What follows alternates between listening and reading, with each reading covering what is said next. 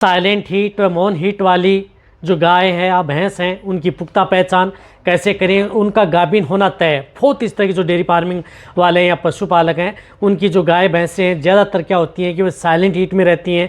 उसकी वजह से वह सही समय पर उनको हीट का पता नहीं चलता है और वह पशु बहुत ज़्यादा समय ले लेता है।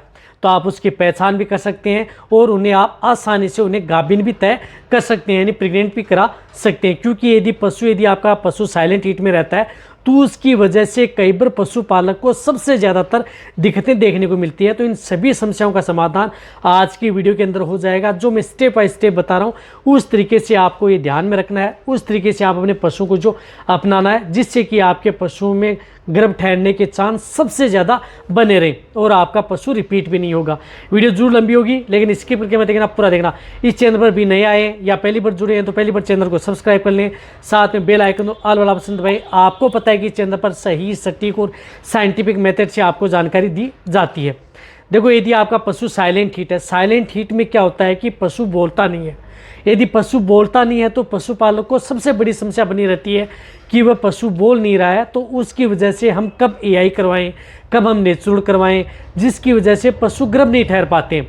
या कई बार तो पशु इस तरह के साइलेंट या मौन हीट में रहते हैं कि वह डिस्चार्ज का ही पता नहीं चलता, पशु कब हीट में आया और कब चला गया, यानी वह उनके सिम्टम्स का भी वह पता नहीं लगा पाते हैं और पशु की हीट निकल जाती है। इस तरह से बहुत ज़्यादा समय निकल जाता है तो पशुपालक को बाद में उठाना पड़ता है भारी नुकसान। क्योंकि यदि समय पर यदि आपका पशु हीट में आ जाए, गर्भ ठहर जाए तो बहुत अच्छी बात होती है। तो इसके लिए आपको करना क्या है? देखो, सबसे पहले तो आपको पहचानना है कि आपका पशु साइलेंट हीट या मौन हीट में है क्या। तो जब भी यदि आप अपने पशु, जिस प्रकार से ताज़ा ब्याई हुई गाय भैंस है या, तो उसके बाद में आपको देखना है कि जैसे यदि आप सुबह यदि आप अपने बाड़े में जाते हैं तो पहले तो आप उसकी तरफ ध्यान करना है, किसकी तरफ, हलवा की तरफ ध्यान करना है कि किसी तरह का कोई डिस्चार्ज तो नहीं दे रखा है, या जो गोबर पड़ा है, बैठी हुई गाय भैंस है, उसमें कहीं डिस्चार्ज तो आपको दिखाई नहीं दे रहा है। यदि मामूली सा डिस्चार्ज यदि गोबर पर लगा हुआ है पतला, या उसके पीछे लटका हुआ है, या यदि जैसे पशु बैठा रहता है तो उसका वलवा वैसे फैला रहता है, तो वहाँ पर आपको डिस्चार्ज दिख जाएगा, यानी चिपचिपा सा पदार्थ दिख जाएगा। यदि चिपचिपा सा यदि पदार्थ दिख रहा है तब ये देख लेना चाहिए कि आपका पशु है वह साइलेंट हीट में है, लेकिन प्रॉपर हीट जैसे बोलता है वह नहीं लक्षण दिखा रहा है या वह नहीं आ रहा है।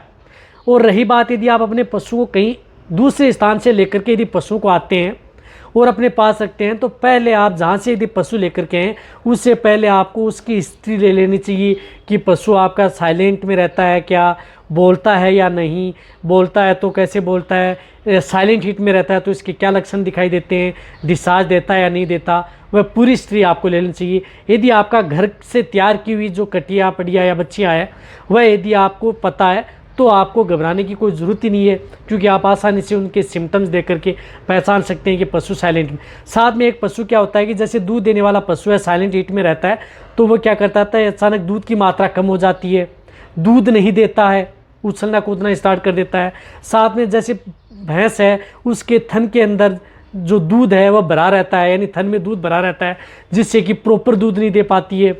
इस तरह की सिम्टम्स देखने को मिलती हैं। और पशु जिस प्रकार से एक से दूसरे के ऊपर चढ़ता है, तो ये गायों में तो आम बात है एक से दूसरे पर चढ़ना या पशुपालक के ऊपर चढ़ना भी कर देती है, लेकिन भैंस के अंदर भी इस तरह के सिम्टम्स बहुत कम देखने को मिलते हैं, ऊपर चढ़ना। लेकिन भैंस के अंदर थन में दूध रखना स्टार्ट कर देती है, दूध की मात्रा अचानक डाउन हो जाती है, थन सूज के मोटे मोटे से हो जाते हैं। तब ये देखना चाहिए कि साथ में जो डिस्चार्ज है वह वलवा पर चिपा रहता है या थोड़ा बहुत मात्रा में डालता है। तब ये देखना चाहिए कि पशु साइलेंट हीट या मौन हीट में है। साथ तो उस स्थिति में आपको अपने वेटरनरियन की सलाह लेनी चाहिए, वह जांच करके पता लगा देगा। और साथ में उस समय यदि हीट में है तो वह एआई भी कर देगा। यदि एआई करता है उस समय, तो जब एआई करता है तब भी वह पता लगा देता है कि उसके अंदर डिस्चार्ज है या नहीं है, प्रॉपर हीट में आई या नहीं आई है। वह आपका वेटरनरियन या एआई टेक्नीशियन है, उससे यदि आप एआई करवाते हैं तो वह पता लगा देते हैं। लेकिन इससे जैसे यदि आपको पता लगता है तो तुरंत आपको अपने वेटरनरियन की सलाह ले लेनी चाहिए और उसकी एआई करवा देनी चाहिए।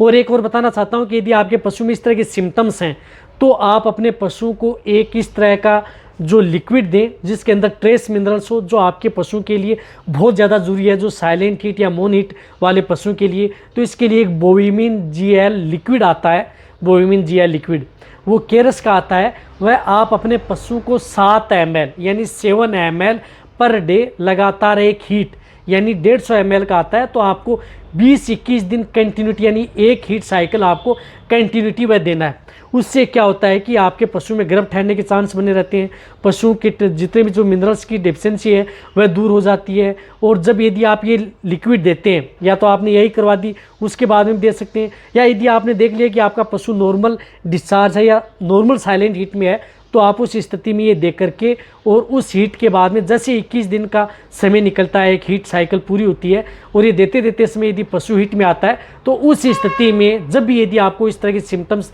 देखने को मिले साइलेंट या मौन के, उस समय आपको उसकी EI करवा लें या नेचुरल करवा लें, कोई टेंशन नहीं है। पशु में कंसेप्शन रेट बढ़ेगी, कंसीव होने के चांस ज़्यादा बने रहेंगे।